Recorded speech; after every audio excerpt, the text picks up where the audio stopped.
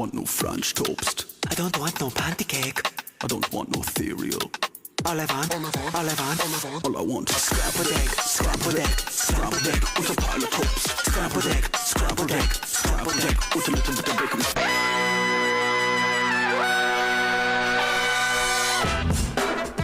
Good morning, sweet world, and welcome to the No Dunks podcast on the Athletic Network. It's Tuesday, March 11th, 2025. I'm J.E. Skeets here in the Classic Factory, and alongside me, as always, Tass Mellis. Podcast listeners, this is for you. Next to him, the bearded one, my top shot hot boy, Trey Kirby. Hey-o. Hey-o. And over yonder, making the magic happen, super producer JD. Hello. There he is. Here we are. Shout out to the stream team joining us live right now on YouTube. Hit the like button, subscribe, podcast listeners, 5-star ratings and reviews. TK, great to have you back. Feeling better? Oh, feeling much better. Big shout out to the Brat Diet. Bananas, rice, applesauce, and toast. That got you through the weekend, eh? Binding. Wow.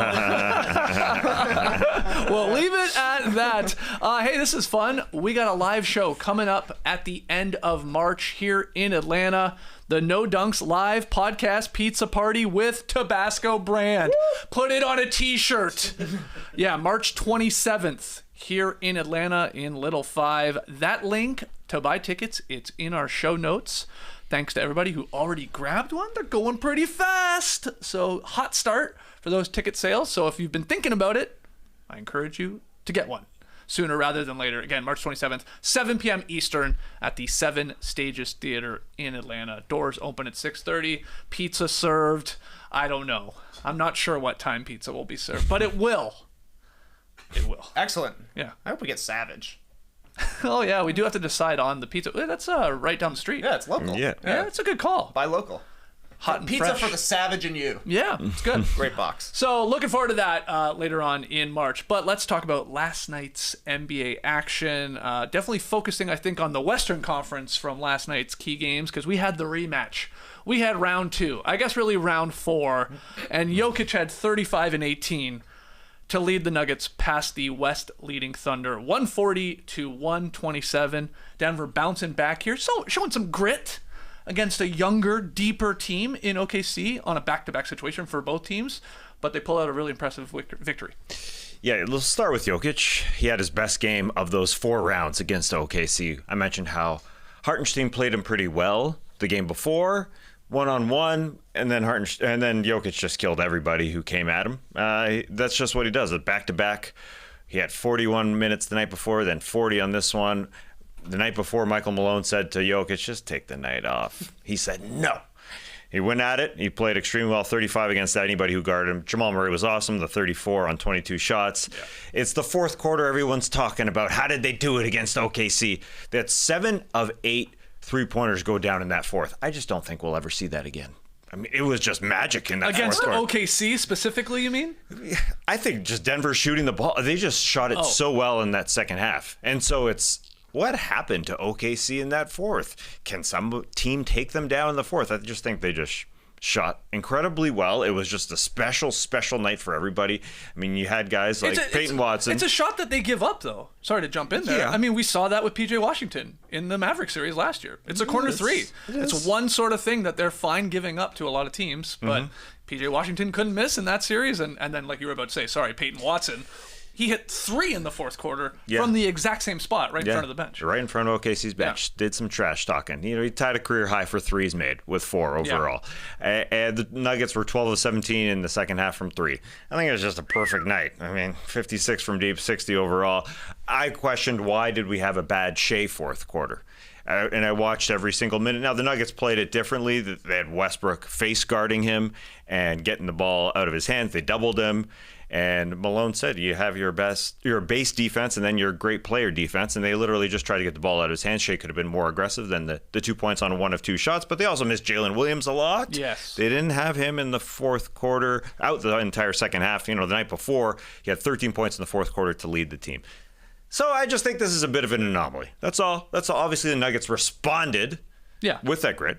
And that was great. But to see, guys like Peyton Watson, Jalen Pickett, he played well off the bench. I mean, it was a special night for them.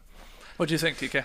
It all comes down to three-point shooting. That's how you beat the Thunder, like you're saying. They can give up corner three-pointers.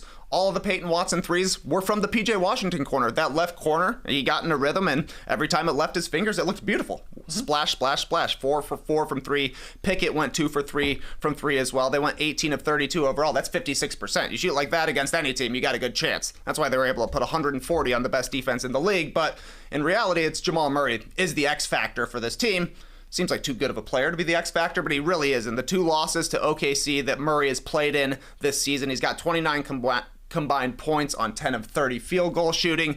Last night alone, 11 for 22 from the field for 34. You look at last season, 3 losses, all under 50% shooting. The 1 win last year, he had 19 points and 8 assists on 9 of 14 shooting. He's got to play well. You have to hit shots from the perimeter to beat OKC because they are going to pack the paint. They're going to make it tough on Jokic, and they are very picky and choosy about who's shooting the threes outside. So Westbrook's going to get open looks. Watson's going to get open looks. Like, he'll get these same exact looks in the playoffs. Can he make him will be the question. They made him last night, and that's why this turned into a bit of a blowout for the Nuggets in the second half, especially when you factor in the no Jalen Williams, and the Thunder probably didn't feel the need to go deep into their playbook to figure out ways to get Shea the ball in advantageous positions. They're just like, all right, we won the game that really mattered.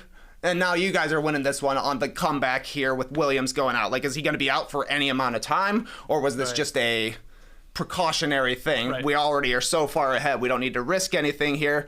Awesome win for the Nuggets to be able to respond the way they did. Of course, Jokic is awesome, but Murray playing like an all-star is why they won. Yep. And Westbrook obviously played better than he did on Sunday, and Watson hitting threes is found money. I love the blocks that he had early in this game, too. Like, his sort of first stint, Watson had 2 blocks early in the second quarter. One, Isaiah Joe attacked the rim. He did that help side defense. I mean, that guy can sky for blocks. Perfectly timed it. And then he had the one where he blocked Chet Holmgren on sort of like a turnaround jumper. Guy's got a long wingspan. He's got the hops, and he timed that perfectly. So he started with the defense, and then obviously hit the threes. But yeah, this is great. It's great that they split this. Hopefully we see these teams in a matchup. Yeah. Peyton Watson is fun to watch, as you said. I've been at a practice to see him dunk. If we do that under-heralded guy that's in the dunk contest again, Peyton Watson could be there. Oh. He just could. He can just sky. He's that good.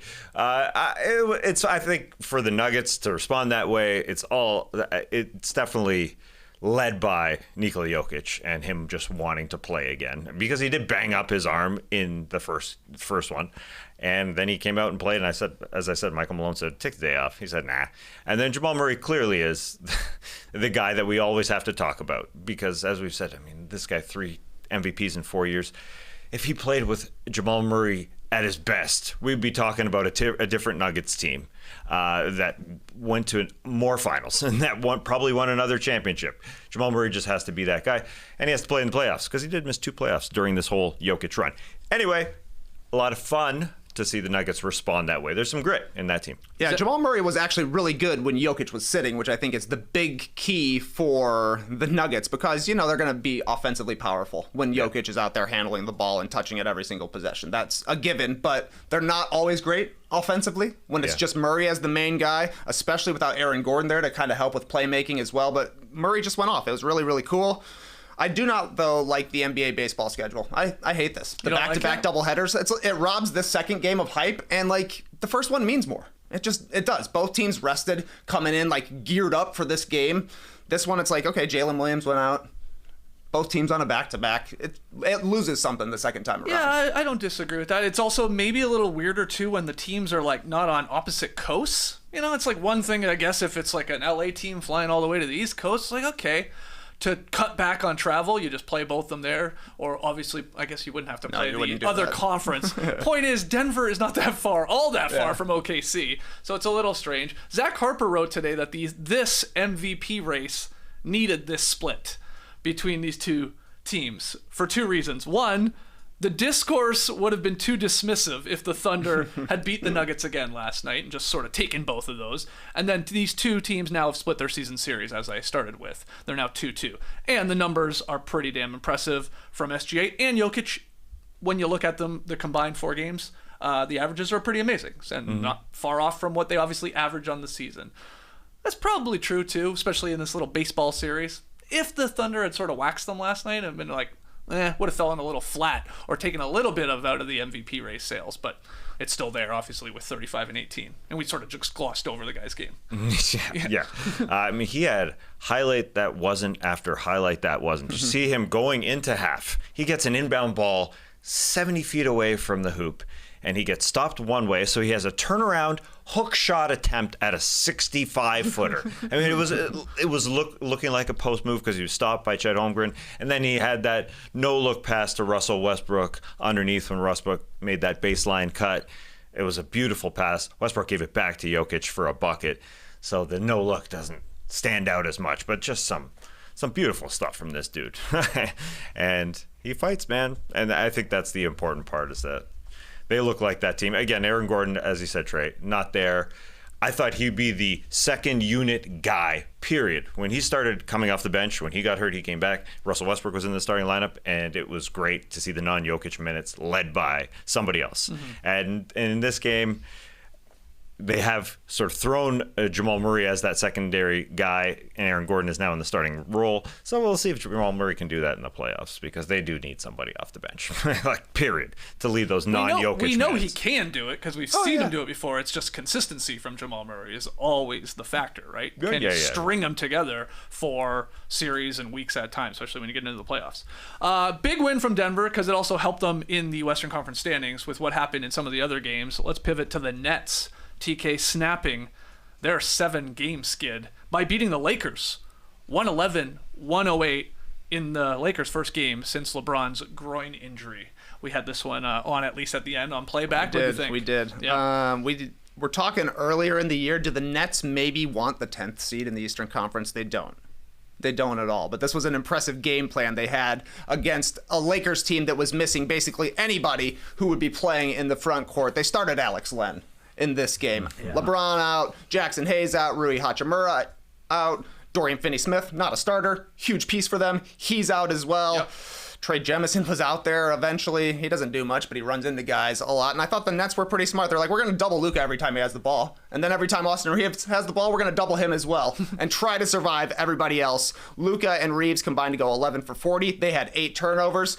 Some of the other guys played really well. Gabe Vincent, nice game. Dalton Connect, good game. Jordan Goodwin, good game. But your stars have to show up and play pretty well to actually get a win when you're this short-handed. JJ said after the game, everybody wanted to take shortcuts, and that's really what it felt like it was. A lot of gambling, 16 offensive rebounds for the Nets. They forced 16 turnovers, just shooting wide-open 3 after wide-open 3. JJ said, we don't want any dare shots, but they were giving dare shots to Day'Ron Sharpe and Noah Clowney. Those are guys that play in the NBA. And they make 3-pointers, and if they were getting challenged, it was by a shorter dude, and they're both like 7-footers, right? So easy stuff. I thought the Lakers got off to a big lead in the first half. They're probably like, we're good. We're going to win this one. And you have to play the entire 48 minutes, it turns out. Yeah, Redick was sort of pissed after this game from the effort. Well, he's calling out the team now. Remember, he said, I haven't had to say play hard for a month. And he said it after the last 2 games. Yes, that's right. Specifically last night, quote, want to be a good team? You want to win in the NBA? You got to do the hard stuff. We couldn't even pass to each other. We couldn't enter our offense, running ball screens literally at half court. Yeah, that's going to end up in a turnover. I don't know what we were doing. End quote there from JJ Redick. That's just a small piece of what he was saying in the post-game press conference. Not happy with, the effort from his team there, or taking their foot off the gas at the very least. They were sloppy. The Nets wanted it, that's for sure. I think the bad teams can play spoilers here in March. That can happen. And those doubles that were coming at Luka or Austin Reeves, I mean, the Nets were getting after it as soon as that double came to recover, to make some nice turnovers. So that was a lot of turnovers leading to extra points. I mean, I saw Tyrese Martin pick up full court. Tyrese Martin, shout out to that guy. I mean, these guys are playing ridiculously hard. Jalen Wilson, I respect that guy. These guys just played really, really hard, recovering after that, those doubles. And there was a lot of lazy passes and then a lot of lazy plays. Alex Len, in the first minute, he fell over with the ball, and that's just something that Alex shouldn't happen. I mean, it shouldn't happen because Alex Len shouldn't be playing. He fell, and the ball was given to the other team, and he didn't catch the ball once. It went out of bounds. So some bad moments for just a guy who shouldn't be playing a ton. That's for sure. Just looking at their depth, and the Nets just got after it a lot more.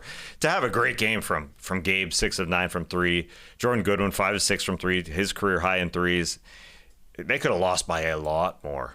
The surprising that those guys hit that many threes. That helped. And yeah, Austin Reeves just had a really bad game. If you're doubling Luka, the guy who's going to help out is Austin Reeves. But, he didn't shoot the ball well, 3 of 14. And those turnovers, they hurt. They hurt him. Luka hit I don't know what it was in the box score, 35-footer. Oh, yeah. To cut it to like 108, 106 to give the Lakers a chance to maybe steal this game back. There was like 10 seconds to go, but Nets called a timeout, and they ran a pretty nice play to get, I think it was Noah Clowney, free, and he sort of dunked it. A really nice play just in the middle there. Had guys going every which way, sort of back-setting picks and stuff like that. He got fouled on that play and gave him a 5-point advantage, and they sort of took care of business from there. Yeah, season low, 7 turnovers for the Nets. So didn't hurt themselves. Tells you not much ball pressure No. from the Lakers, and definitely not the rotations that the Nets had, because you're right, Tess. Like, the Nets would get the ball out of Luka's hands, and then they were all over who was catching the ball next, and that's why they forced as many turnovers as they did. Meanwhile, they were playing free and easy on the other side. Skeets, did you like Luka's hair after that deep three? Can I talk to the manager hair? Yeah, the Karen That John hair. and Kate +8 hair? Yeah, it was very fluffy. Very fluffy. It looked like a rooster a little bit too. Yeah, a little slick in the front. Yeah. Like, he was complaining to the manager quite a bit last night. He was. He was. This was a dispiriting Luka game. Yes. I would have to say he wasn't moving all that well, wasn't shooting well, didn't finish inside, and was complaining a lot. That means he'll probably have like 50 in the next game. That's usually how it goes when he gets to his absolute nadir of being a temper boy. He turns it around for one game and smiles and has a good game. Yeah, that's true. I mean, it's crazy. He had a triple-double. So he had 22, 12, and 12. It looks good, but then you're right. 8 for 26, 5 turnovers, continually getting blitzed by 2 defenders and being forced to give it up. And his hair looking insane. He did look like a Karen out there. And if there's anyone who's not going to be great in back-to-backs, it's probably Luka. Their next 6 games are all back-to-backs. So that hurts. There's some easy ones in there. It's at Milwaukee and at Denver. That's their first back-to-back. Not easy. That's tough. And then you get home to Phoenix and Spurs. That's easy enough. But then you play the Nuggets and Bucks again at home this time. Well, we were debating on yesterday's show. Yeah, like how far are they going to slip here without LeBron in the Western Conference standings? Can they hang on to the 2nd or 3rd seed, or are they going to fall all the way down to 5th and maybe even 6th, I guess, if they have a really bad run here? Yeah, the LA Fires have given them plenty of back-to-backs here. Yeah. So 3 more there, another 2 after that, I do believe, which is crazy, unless I'm counting 1. Anyway. No, I remember them having a ton. Yeah, got a lot, yeah. They definitely have plenty. So, yeah. Maybe Nico Harrison is smiling somewhere, I guess, saying, oh, that Luka guy, he's not in shape or something. Whatever he's thinking. I don't know. We'll the talk Mavs about the won Mavs. last night, so They it's did, possible yeah. he is smiling. Nah. No? Okay. That's terrible stuff. Just stay away from the Mavs. The referee in the Mavs game left, injured. Everybody on the Mavs is injured. Right. Everybody. And then Sean Wright left the game. Wow. They had 2 referees out there. Stay away from the Mavs. Just bad They are stuff. Cursed. No. So Denver won, Lakers lose. Well, how did the Memphis Grizzlies do? They won. John Morant, 29 points, ton of assists, climbed out of an early hole to beat the Suns, 120-118.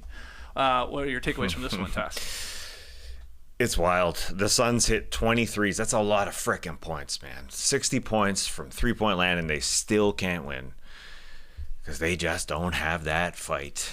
They do have some fight. Durant talked trash to Cam Spencer. Cam Spencer hit a 3 in his face and talked trash to Kevin Durant. Kevin Durant loves to talk trash, whether it's on the internet, on the tweets, or So somebody. I'm going on Skip Bayless already. Yeah, that's hilarious. Skip Bayless said Kevin Durant's done. Kevin Durant said, "We're both done, I guess, man. See you later." We're both washed. That's a great we're comeback. both washed, yeah. Right, yeah, see you later. The Phoenix team is troubling. They're just playing too many good teams. So even when they have great offensive games like this one, again, splash, splash, splash. Kevin Durant was awesome in this game. They're not going to win. They're just not going to win because there's going to be fight from the other side, including Cam Spencer. Pat's bro. Not to be confused with Pat Spencer, yeah. This is his Cam. bro. That's his brother. This is Cam, who had 51 points for the Memphis Hustle in the G League. This guy can score. He's in the league, man. Yeah. As Trey said yesterday, we were watching. I had no idea who this guy was. He mentioned, he's the UConn man. Two-time champ. Two-time champ. That's why he goes to the line and knocks down 2 game-icing free throws. Right. 16 points as a two-way. But the story was Ja Morant. This guy's actually playing really well. Right now, the Grizzlies kind of riding the ship after losing 3 straight on buzzer beaters. Now, they're not beating the best teams, but I think it's still encouraging that they seem to have figured out some sort of treatment plan for Ja Morant's shoulder here. He said during, after the Mavericks game, I don't think I'm supposed to say this on TV, but I got some help. So whatever they're shooting in his shoulder is working. He's had 31, 32, and then 29 and 12 last night. He was playing so well that he threw an alley-oop to Marvin Bagley, and it went in the hoop.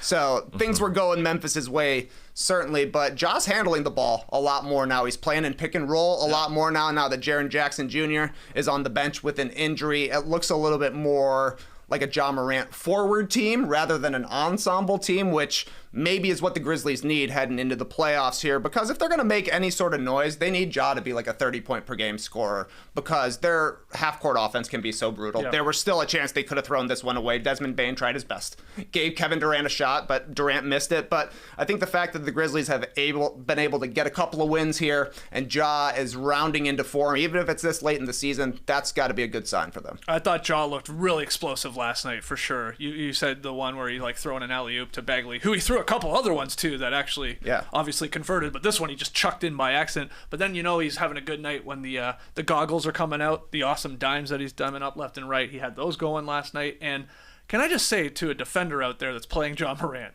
in a close game where the Grizzlies need a bucket and Ja Morant's isolating at the top, you know what he's going to do? He's going to dribble to his left, get around the corner of the free throw line, and then do his little push shot with his right hand. He does that all the time.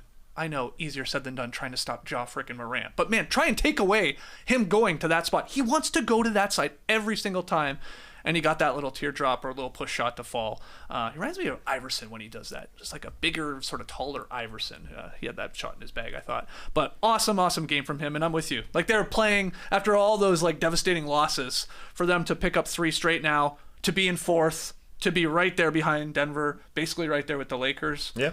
This is a team, probably more than those other teams, they'd really like to have that home court advantage in a potential second round. Not even going to be easy to get there, no matter who they play. But them more than even the Nuggets or the Lakers, to me, it's oh yeah, they would love a number 2 seed to at least help their chances to advance. Yeah. And they will need Ja, as Trey said, as a number one-ish type of player. If Jaren Jackson Jr. is balling out there, hopefully he'll be back soon. But Ja, brought the dunks yesterday, brought the ball fakes yesterday. He had it all. As for those other teams near the top of the West standings, JD, you can throw up the standings right now. I guess we grabbed it from 1 through 8, because it is tight.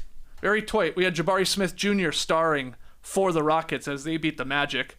3rd straight win for Houston. So they're there in the mix. And then you see the Warriors there.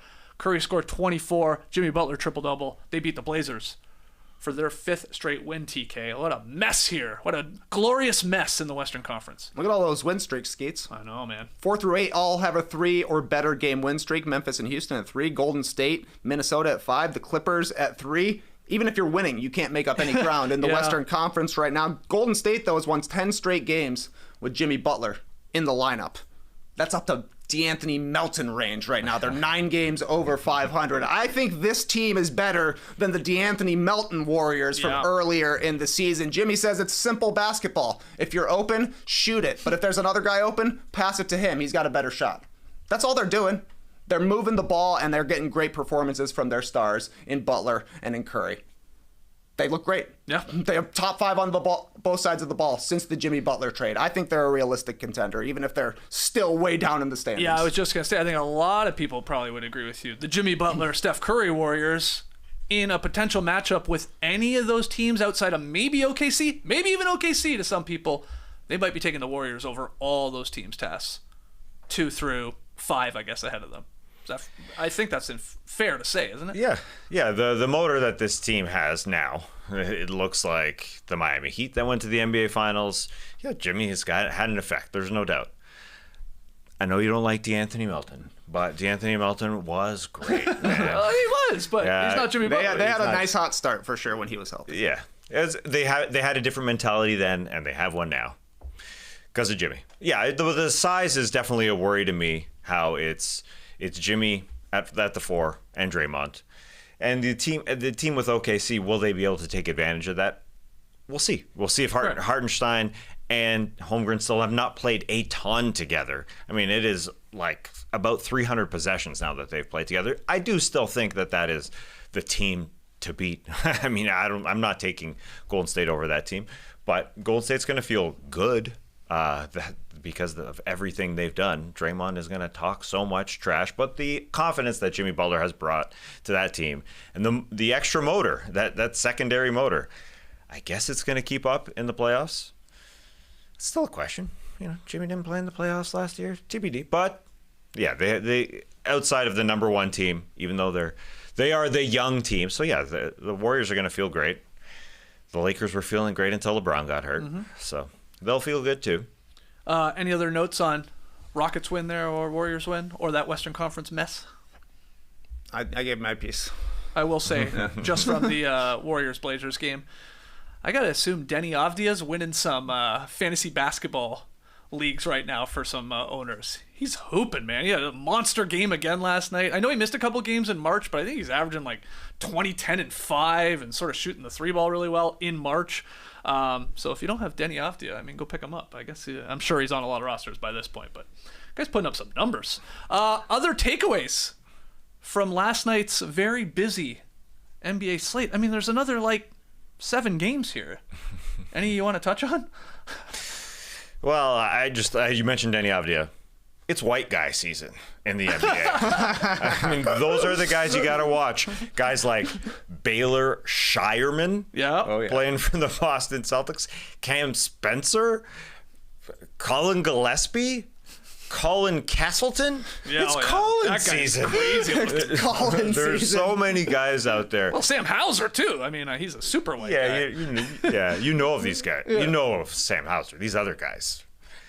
We've heard of Tristan Vukcevic of the Chicago Bulls, but now he's playing too. Wizards. Yeah. Oh, the Wizards. Yeah. You're thinking of a different white guy. Tristan Vukcevic, not the Vucevic. John Konchar's playing now. It's white guy season. Silly season for Here's sure. a white guy, Josh Giddey. 29 points, 10 rebounds, 4 assists. He did sprain his ankle and left in a walking boot. Bulls got their first win against a 500 team since January 27th. That was Zach LaVine's last game with the Bulls before he got hurt and got traded. I'm worried, guys, because I got a text from my dad and from my Tommy Porro. And now I got to ask, what are the Bulls going to pay Josh Giddey this offseason? They traded him for Caruso, also a white guy. Giddey in 9 games after the All-Star break, 23 points a game, 11 rebounds, 8 assists per game, shooting 52 from the field, 52 from 3. What? 87% at the free throw line, taking 4 threes a game. Ball called him the Punxsutawney Phil of Mickey Mouse Mart. When this guy starts playing well, the games don't matter. are getting silly. Yeah. But this is when you start making money, because, I don't know, the Bulls obviously have his restricted free agency rights. I can't imagine another team is getting suckered into this, but the Bulls will. Yeah. The Bulls 100% will. So what do you think will get paid? Oh, boy. Haven't thought about it, huh? No, not really. But he's making himself money, yeah, for sure. Yeah. I can't believe he's shooting 52% from 3. That's why the Thunder got rid of him. If he's a 50% three-point shooter, he'd probably still be with OKC. I think so. Yeah. I think so. They're like, this is the one guy that can't shoot. Get him out of here. But yeah, he's on fire. I don't know. What do you think his starting salary is going to be at? I think he'll get $30 million a year minimum, and I hope it's not 40. Wow. He puts up numbers when he has the ball. He does. He pushes the pace. He's a big guy for a guard, so he gets rebounds. He's a good passer, plays downhill. It actually is fun to watch him and Kobe White play together, him and Matas Buzelis. But your team's going to lose a lot if Josh Giddey is your number one option. Right. Which is maybe good, because the Bulls, they shouldn't be winning, even though they keep winning. They're usually beating bad teams, but they actually beat a good team last night. I guess no Halliburton for the Pacers once again. They're struggling right now. Another team, my Jazz, they might not win another game this season. Uh-oh. John Collins took 30 shots last night. Yeah, he had 25 shots almost halfway through the game. Unbelievable. We were like, what the hell's going on in this game? All right, 25 players this season, now that Collins has done it, have taken at least 30 shots in a game. He's only the 6th player of those 25 who is not an all-star at any time in his career. Okay. So I'm going to offer you guys one guess apiece. Okay. If you can, I have one If guess. you can name You get one guess. If you get it, I'll give you $1 right now. Oh, so you're saying we cannot get these? There's 5 other guys. I mean, shot. I'd like other to take guys. a guess. I'd like to throw out a Jordan Poole. Boom. Give me that $1. Yeah. There we go. All right. Man, this is Josh Giddey money here. Yeah, that's right. That's right. I want another $1. You got another 4. Is there another Jazz? I can't. I'm not giving you any hints. Okay. Okay, I'll give you one hint. 2 of these guys play on the same team. Kobe White? You're out. I'll give you another one. Yeah. I want to say I don't think he got there though. Go Colin Sexton, maybe. Really? I don't know. Why do you think, Chad? I was They're gonna go. I teammates. was gonna go. I don't think he got there, but I'm gonna go Kyle Kuzma. I don't, No, not bad. Not bad. Who are they? Miles Bridges, Aaron Wiggins, Jordan Poole, Brandon Miller, CJ McCollum. Non-All-Stars that take 30 or more shots CJ in a McCollum, game that would've been this a good one. season. That's Damn, an that easy would've been one. a good one. Yeah. Oh, man. If you play for the Hornets, you're just allowed to take 30 shots in a game occasionally. LaMelo's done it, I think, the most of anybody this season, and then Brandon Miller and Miles Bridges, who Wow. did it twice. Wow. But anyway, so yeah, John Collins, 2 of 11 from deep. Unbelievable. I know. Let her rip, Johnny. There, that's crazy. Just back to the Bulls. I saw a note that they had to take down the 6 championship banners to get cleaned. They weren't up in the rafters last night Because they've been up there so long. because they had a concert on Saturday featuring Disturbed, 3 Days Grace, and 7 Dust. Oh, no. They got the sickness all over the banners? That's right, man. I guess there was a lot of pyrotechnics, a lot of smoke and I don't Dust. know. Dust, yeah, 7 Yeah. Dust. And so they had to take them down, and they're cleaning them. They'll be back by Thursday, don't you worry. All right? That's great to know. Back by Thursday. Over the weekend, I was stained down with the sickness on the toilet saying, "Ooh, Miami Heat, they are struggling right now. Yeah. It was unfortunately infuriating watching Miles Bridges hit massive shot after massive shot in the fourth quarter last night. But the Heat, 4 straight losses, and they just keep blowing big leads. They blew a 17-point lead to lose to the Bulls on Saturday. After the game, Tyler Hero said, if we knew how to stop this, we would do it.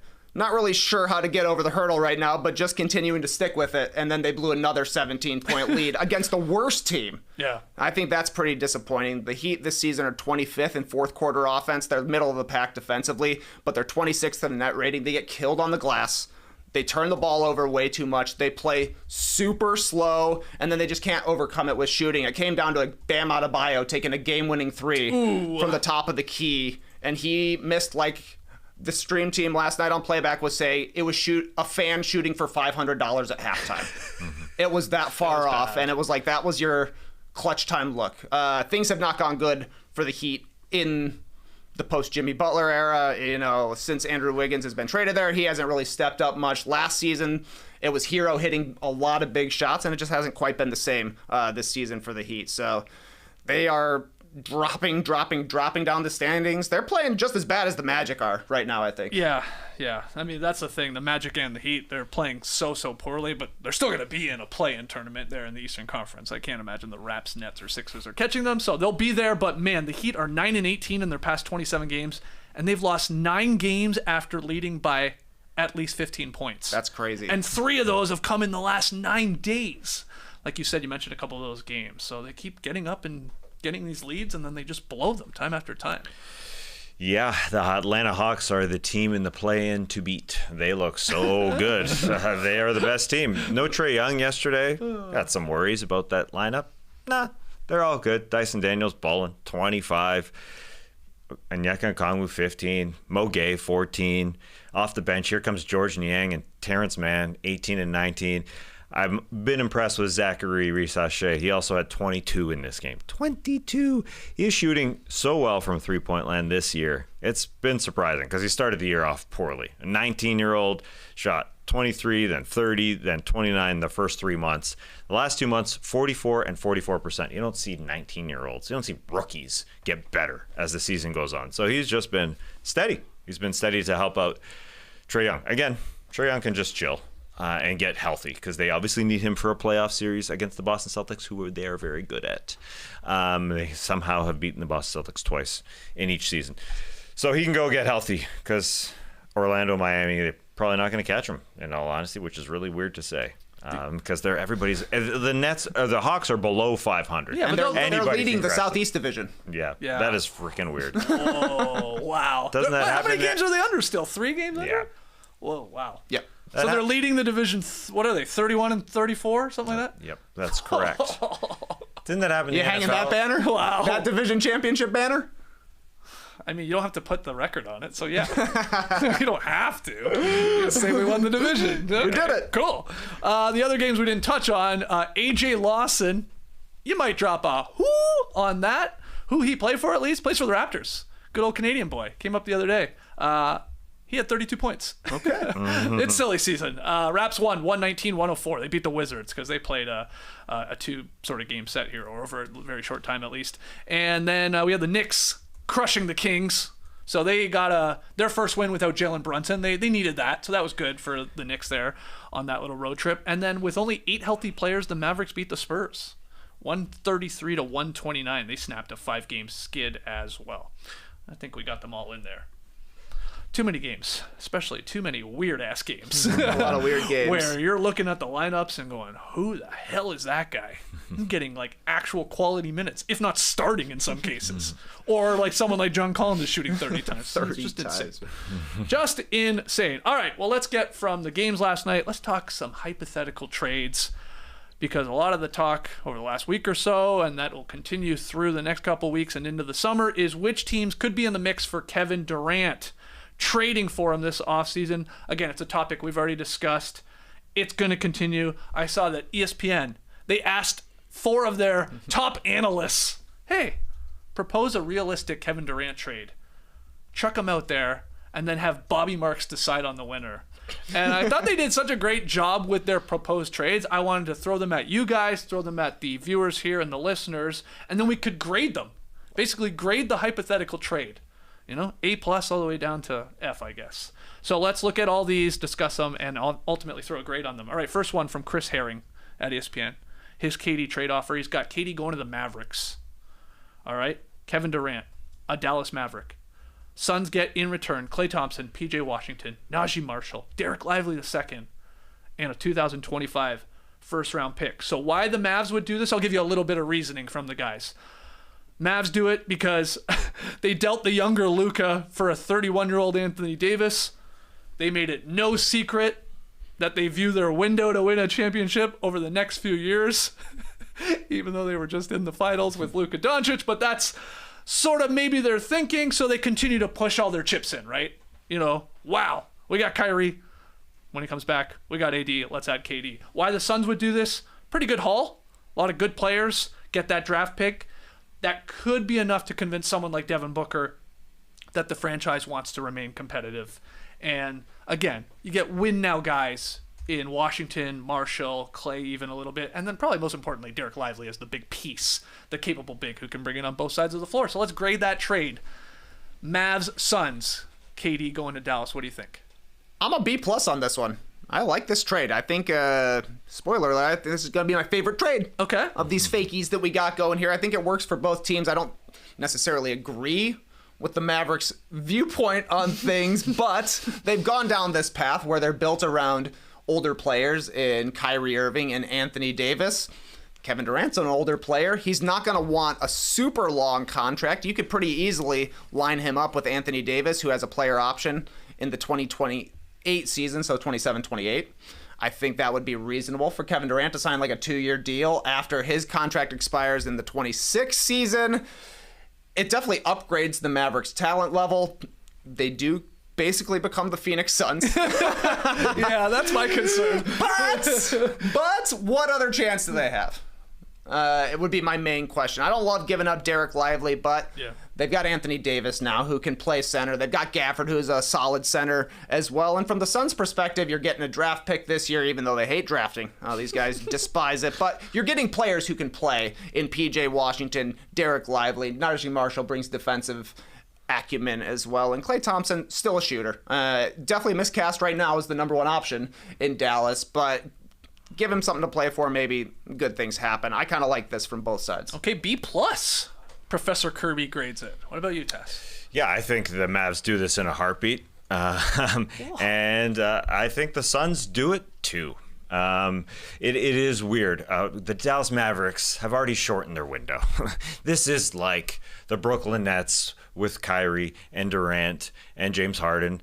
But now you've got Kyrie Durant and Anthony Davis, and they're just way older. And In the West, too. Yeah, and you could see it ending in a similar way. I mean, the Nets' peak moment when they had those guys was 2021. They went to the second round in Game 7. Kyrie Irving, unfortunately, got hurt when he stepped on Giannis Antetokounmpo's foot. They got to 7 games. Harden was just barely able to walk and play. I mean, that sort of same thing could happen. And Durant's feet haven't gotten any smaller, and so that shot didn't happen in that Game 7. It's very, very similar. It could end like that. And the Mavs are okay at giving up a pick, I would say, in this instance. They do have other picks. They still have a lot of their own. They have OKC's number 1 pick in 2028. They have the Spurs pick in 2030. So they go from Kyrie, probably Max Christie starting with Clay or PJ Washington at the 3, AD and Lively, to Kyrie, Max Christie, Durant, AD and Gafford. It sounds sexy. Caleb Martin, Dinwiddie, Exum, and Omax probably coming off the bench. You know, it sounds good. Again, they've already started to push their chips in. You got to push all these freaking chips in. I think that's what it comes down to. Although I did see, I'm not sure what Chris Herring, what he was working with, what trade machine he was working with, that the Mavs would have to send out some more money here to get it actually proper and actually happen, because Dallas is hard capped, so they'd have to send out something like 5.6 mil. They'd get it done, I guess, because they're going for it. I mean, they shortened this window, and yeah, just they're going to get for it, but good what now. about the torn ACL on Kyrie Irving? That's an issue here. Like, how much time is this guy going to miss? Like, People recover from ACLs these days. I guess. It's amazing. I mean, it's true. Yeah, well, they still have to play next season. He's still out next season regardless. It's probably a better team, Kevin Durant and Anthony Davis, than Max Christie and Anthony Davis. Mm-hmm. Okay, so you're a B plus or B, something like that. Okay, Sure. all right, you guys didn't mind I think Kyrie Irving's already. It's super early, but they've already said that he could be back for next season, which is wild. We'll see what the doctors say, but yes. Okay, next one here from Zach Cram.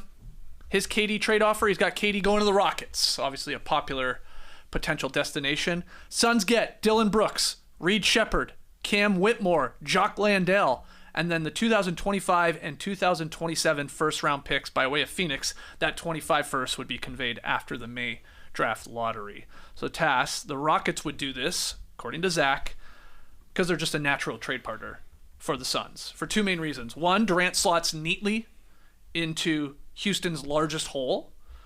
They really do lack a go-to scorer, and they do. You're basically adding one of the best of all time in KD. And then secondly, the Rockets control Phoenix's draft picks in 25, 27, and 29, which the Suns had initially sent to Brooklyn when they traded for Durant. So you're sort of getting some of those back. Why do the Suns do this? Well, they get those picks. They get their own picks back.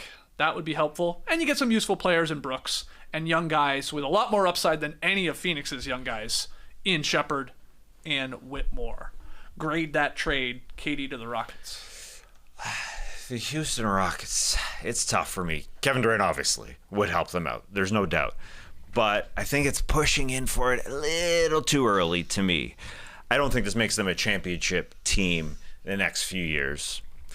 I think you wait a little bit more. This team that they'd go forward with would be Fred VanVleet, if they keep him around, Jalen Green, Kevin Durant, Jabari Smith, and then Şengün and Amen Thompson. It's freaking good. I don't know if it's a championship team. I think I would wait. It's tough to say because you are giving up. Yeah, Reed Shepherd and Cam Whitmore are the main parts. My trade machines say they would have to throw somebody else in, and that would be Tari Eason. The numbers work perfectly, who's been very, very good, plus 2 first-round picks. I think it's just pushing it a little too early for me. I'd go the OKC route and just wait it a little bit longer. That's what I would say. Kevin Durant is that guy that could send a team over and put him right to the goal line, but I don't think it's this Rockets team. This is what I'm fascinated about with the Rockets is, would they be more likely to do something like this, like a Kevin Durant trade, if they were to lose in 5 games in the first round, or just come short of like making a conference finals or even a finals? Like they had a magical run and they're really, really close. And it's like, I don't know which one where you're more likely to do a potential trade like this for a guy like KD's stature. an early flameout, or like, holy crap, we're close. Maybe he's the guy that gets us over the edge. I don't know if you're taking Probably the latter. I think so too. Yeah. Yeah. Because, I mean, look what OKC did last year. They lost. I don't know if it was a disappointing season. They were the number 1 seed. They lost in the second round. Most other teams are like, that's a disappointment, but it was their first real go-around in the playoffs, and they tinkered around the edges, right? Yeah. They added Hartenstein because they needed rebounding. They added Caruso because they needed more perimeter defense and three-point shooting. So, like Tass is saying, they played it slow. Look at where they are now. Favorites in the Western Conference. That's what the Rockets should do. I think Kevin Durant gets them closer to a championship. I don't know who the Rockets are eyeballing out there, who's going to improve their team more than Kevin Durant. The question for me would be, what would the Suns, why would they do this? Because what are they going to do with their picks? Are they going to tank? I don't think so. Are they going to use them in trades? Maybe, yeah. I don't know. This one's a B to me, though, because I think Reed Shepherd is good. I don't necessarily know if he's a game changer. Cam Whitmore, just a piece. Dylan Brooks, helpful. And the picks are going to be okay. Like, you're keeping your picks. The only way they get good is if you decide to be terrible, and that doesn't seem like Matt Ishbia's style. I'll give it a B. Yeah, Bobby Marks really liked this one because he thought it checked, for the Suns at least, a lot of things they would hope to accomplish in trading Kevin Durant. Draft picks, obviously getting those back, depending on what you do with them in the future. Controllable contracts, players who can help now, which you are getting some, and then financial flexibility would also help them as well. So Bobby Marks was high on this one. But I think it really does depend on what happens with Houston here in the postseason and how good or poorly they look. All right, next one, Andre Snellings. KD trade offer. Durant to the Knicks. They're always big game hunting. Knicks get Kevin Durant. Suns get OG Anunoby and Mitchell Robinson. That's what Snellings had here. Knicks would do this because, they probably ask a little too much from Jalen Brunson at times to carry the offensive load. So KD helps fix that. You'd have a great offensive foundation, and the upside looks pretty tremendous. Suns would do this because you get a 27-year-old in OG Anunoby on a similar career timeline with Booker. That sort of helps. And they need more size and muscle in the middle. And when Robinson is healthy, he's one of the best defensive rebounders in the league. That's the thinking here. How do you grade it, Trey? Shout out to Kendrick Lamar. It's not enough. I don't think the Suns should pay OG Anunoby 4 more years after this of $40 million. Doesn't really change the calculus for me from Phoenix's point of view. So I'd rather have Kevin Durant unhappy and then you're off his contract after next season. Right. I would prefer that. Mitchell Robinson doesn't really factor into this for me. Like, he's fine when he plays. He's a good guy. There's a lot of good centers out there, but it is intriguing to see Kevin Durant on the Knicks. Of course, everybody's wanted to see that. Yeah. C-. That's why it's in there. It's an ESPN article after exactly. all, right? Yep. And for sure that's how they tweaked the headline. Yeah. It led with KD to the Knicks, ? And other potential KD trades. Yeah, that's why this one is just hammered in the middle here. The front, we led with a good one. I think that Phoenix Dallas one, that's a sexy one. That's a sexy one that sort of makes sense. This one, this doesn't really change anything for the New York Knicks to me. Obviously, it's Kevin Durant, and he can score the ball. They kind of need Mitchie. They need that muscle that you said in the middle, and he helps in a weird way. I know he doesn't play a lot, and that's a freaking problem. But yesterday, he was a plus 26 for the New York Knicks when he played out there. He's helpful. It's an incredible offense already. I mean, they were top 1, top 2 for a long time. Yeah. They're so damn good. They need a different mentality defensively. And although Kevin Durant was a great defender on those Golden State Warriors championship teams, he ain't changing that for the New York Knicks. They need to change that side of the ball, more importantly. So I'm looking at it from a Tom Tibbs point of view. What are we going to do here? They're just going to get beat again. And if somebody can come out and, I don't know, make Mikal Bridges a better player, that would be more helpful, I think. I mean, they need something different. And so this one doesn't really do it for me. So you're low on this one. Yeah. You're like a D. Don't like it. Yeah, it's fun. It's fun for the SEOs. It's going to get some clicks. But other than that, not so much. Okay. Final one then from the machine, Kevin Pelton. His KD trade offer, it's a 3-way. Heat get Kevin Durant. Suns get Nikola Jovic, Andrew Wiggins, 2025 first-round pick by way of the Warriors, a 2030 first-round pick by way of Miami, and then a 26 second-round pick from the Lakers. And the Nets, they're the third team in this to make all the numbers work. They get Duncan Robinson, Keyshawn Johnson, a 29 first-round swap, top 4 protected, a 23 a 2031 first round swap, also top 4 protected, and then a second round pick way in the future as well. Pelton writes, Miami doesn't have premium draft picks or young prospects to offer and must send out more salary than Durant's $53.3 million for 25-26 to avoid a hard cap at the lower luxury tax apron, necessitating sending some of the pick value to the Nets to take Duncan Robinson's basically $20 million salary into cap space. But his thinking the Suns would do this, cuts a lot of money from their payroll, get some forward depth there in Wiggins and Jokic, and the Suns get these first round picks by way of the Warriors and then the Heat there in the future. Who wants to grade this one first? How do you feel about this three-way? I don't feel so good about it from the Phoenix Suns perspective. They're not getting enough back. From the player perspective, Wiggins needs to be on a damn good team to be a huge factor. Jokic, I'm not so sure what he's going to be exactly. And then these first-round picks ain't that sexy either. I don't think it's enough for Kevin Durant. So I'm not high on it. Okay. Period. And that's coming from one of the biggest Andrew Wiggins fans I know. Yeah. You got to be a little realistic here. I liked him on the Warriors. Yeah, he was did. very good there. That 1 year. Haven't talked about him much on the Heat, have we? What a shock. Okay, what do you think? You low on this one as well? I mean, they got to be confident that the 2030 first-round pick from Miami is going to be a jewel, because that's really the best asset they would be getting in this draft, along with some salary cap relief, because I'm with you. Wiggins, maybe he helps, but he's got a year and a player option, so you're out of his deal pretty quickly. I think that's good. The Warriors' first rounder this season isn't going to be all that juicy. Probably more of a trade pick for the Suns at that point, but I don't think they're thinking in 2030 terms. So this one is a B- for me. The Heat, I guess that's interesting. They need somebody who can do something in the fourth quarters. Yeah. Right. Yeah. That it makes more sense for them. Yeah, they're not giving up a Miami. ton. Yes. And they love to trade a pick way down the line. Oh, yeah. They're like, we'll get a free agent by then. Yeah. Ooh. They haven't really, but that's what they think. But they'll just keep selling us on that for sure. Okay, so there they are. The 4 trades from ESPN and all their analysts there. Again, Bobby Marks did like the Rockets one the most. He thought that made the most sense in terms of what the Suns get back and maybe Kevin Durant taking the Rockets to the next level. But let's hear from you in the stream team and obviously in the comments. And maybe you got a better one. Drop your KD trade ideas in the comments below. Okay, pick 'em, Tass. Another win for a majority of us. Fortunately, not you. You took OKC to cover again, and Denver straight up money-lined them. Yeah. What a fourth quarter that was. Well, tonight I made this pick because I need a win. I'm 2-4, so I picked Bucks versus the Pacers because I wanted to pick the Bucks, and I'm first into that dock. And so bang, bang, here it is. And Skeets, you're the Pacers line, I guess. Yeah, can you guess who was Everybody else- last into the dock this morning? Yeah, because we have That was this me. rule that all 4 of us can't pick the same one. So unfortunately, I'm not making up a game on the 2 teams that I'm closest to. That's true. Trey and Esh, unfortunately. Early I days. was Early days here in I March. was shocked, and then I was a little upset. I was like, man, I'm rolling right now in the month of March. I got a great record. And then I look, everybody's taking Milwaukee. I am forced to take Indy. That's fine. Those are the rules.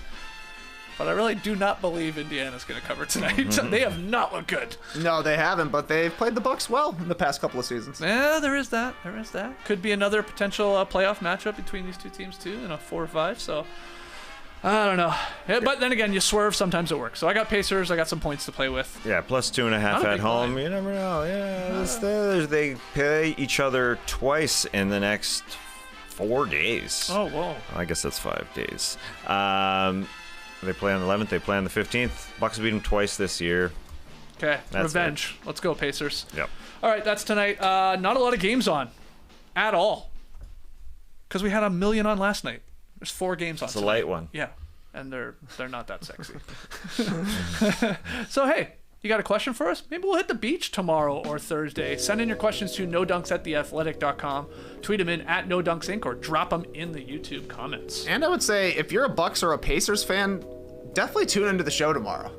We'll be This likely is talking about definitely the feature game of the night. this. Is this The on other TNT? 3 are Yeah. winning team versus losing team. Is this TNT tonight? Yeah, Oh wow. I consider it a max game myself. Oh, me? I'm a true TV guy. Okay, so we got Lefko on tonight. That's great. Wow, Nets, Cavs, Wizards, Pistons, Clippers, Pelicans, and then this one. Hey man, Zion's hooping. Zion's playing well. That is a rough schedule, though. You're right. Anyway, we'll be here. Yep. we'll be doing 30 minutes on. This one's for the Pacers Midwestern boys Bucks. tomorrow. That's right. Bring your corn. Bring your cheese curds. Appreciate you joining us here. Hit the like button, subscribe. Podcast listeners, 5-star ratings and reviews. Until tomorrow, Clipper Bros. You heard it here first. Have a great time. Turn up. Love you guys. Awesome. Thanks for joining us, and remember, Nets-Cavs is going to be a close game at the end. Book it. He's You're probably right. Yeah. Sweet. Jordan Poole made me $1 today. That was nice, man. Respect. Respect. Brace the day, people.